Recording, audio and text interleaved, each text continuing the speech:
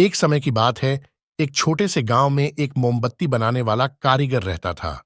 उसका नाम एलियास था। वह एक साधारण इंसान था, लेकिन उसके बनाए मोमबत्तियां असाधारण होती थीं। हर मोमबत्ती में वह अपने दिल और आत्मा का अंश डालता। वह उन्हें ऐसे बनाता मानो हर मोमबत्ती में जीवन हो। चमकदार रंगों और सुंदर नक्काशी से बनी उसकी मोमबत्तियां पूरे गांव में मशहूर थीं। लेकिन उसकी कला और मेहनत के बावजूद वह बहुत गरीब था। मुश्किल से वह अपने दिन गुजार पाता था। एक सर्द और तूफानी रात, जब तेज बारिश हो रही थी और ठंडी हवाओं ने गांव को कंपा दिया था, एलियास अपनी छोटी सी कार्यशाला में बैठा हुआ था। उसके पास मोम का एक आखिरी टुकड़ा बचा था। वह चिंतित और निराश था। उसने मोम के उस छोटे टुकड़े को अपनी हथेलियों में लिया और खुद से कहा, अगर मैं इस मोम से एक बेहतरीन मोमबत्ती बना दूं, तो शायद कोई इसे खरीद ले और मैं कुछ पैसे कमा लूं। लेकिन अगर यह भी नहीं बिकी, तो मेरे पास खाने के लिए कुछ भी नहीं बचेगा।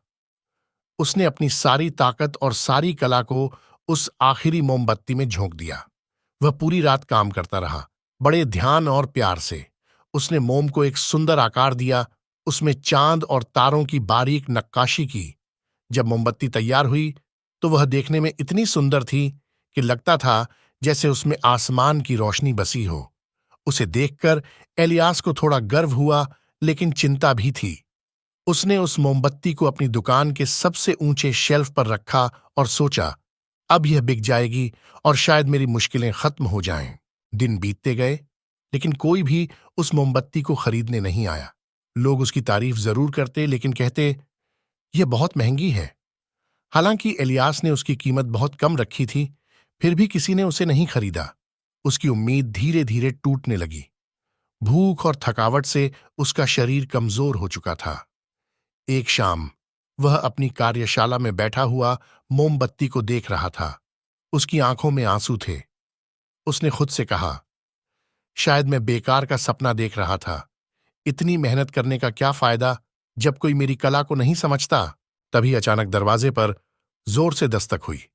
दरवाजा खोलने पर उसने देखा कि एक छोटा लड़का बारिश में भीगा हुआ और ठंड से कांपता हुआ खड़ा था। वह लड़का कमजोर और घबराया हुआ लग रहा था। उसने कांपती आवाज में कहा, साहब, मेरी मां बहुत बीमार है। हमारे घर में अंधेरा है और हमें रोशनी की बहुत जरूरत है। मेरे पास पैसे नहीं हैं, लेकिन मैं आपके बदले में यह रोटी दे सकता हूं। एलियास ने उस छोटी और बासी रोटी को देखा। वह खुद कई दिनों से भूखा था। उसने लड़के की हालत पर एक नजर डाली और फिर अपनी आखिरी मोमबत्ती पर। उसे समझ नहीं आ रहा था कि क्या करे, लेकिन फिर उसके दिल ने कहा, इस मोमबत्ती को इस लड़के को दे दो। शायद ये किसी के जीवन में उम्मीद की एक किरण बन सके। उसने अपनी आखिरी और सबसे सुंदर मोमबत्ती लड़के को दे दी। उसने कहा, इसे ले जाओ। ये मेरी सबसे खास मोमबत्ती है। ये तुम्हारे घर को रोशनी और गर्माहट देगी। लड़के की आंखों में खुशी के आंसू आ गए। उसने कहा, धन्यवाद साहब, मैं आपकी यह दया कभी नहीं भूलूंगा। अगली सुबह जब एलियास सोकर उठा, तो उसने बाहर शोर सुना। दरवाजे पर वही लड़का था, लेकिन इस बार वह अकेला नहीं था। उसके साथ गांव के मुखिया और कुछ और लोग खड़े थे। मुखिया ने कहा, मेरे बेटे ने हमें आपकी दयालुता के बारे में बताया। उसने कहा कि आपने अपनी सबसे सुंदर मोमबत्ती उसे दी। जब हमने वह मोमबत्ती जलाई, तो उसकी रोशनी ने सिर्फ हमारे घर को ही नहीं, हमारे दिलों को भी रोशन कर दिया। ऐसी रोशनी हमने कभी नहीं देखी। मुखिया ने आगे कहा, मैं चाहता हूं कि आप पूरे गांव के लिए ऐसी मोमबत्तियां बनाएं। मैं इसके लिए आपको अच्छा मेहनताना दूंगा। एलियास यह सुनकर हैरान रह गया। उसकी आंखों से आंसू बहने लगे। उसे विश्वास नहीं हो रहा था कि जिस मोमबत्ती को उसने बेकार समझा था, उसने उसकी पूरी जिंदगी बदल दी थी। उसने उस दिन सीखा कि कभी कभी हमारी छोटी सी दया और कोशिश बड़े चमत्कार कर सकती है। उस दिन के बाद एलियास की मोमबत्तियां गांव में उम्मीद और रोशनी का प्रतीक बन गईं। वह अब खुशहाल और सफल था, लेकिन उसने कभी अपनी विनम्रता नहीं खोई।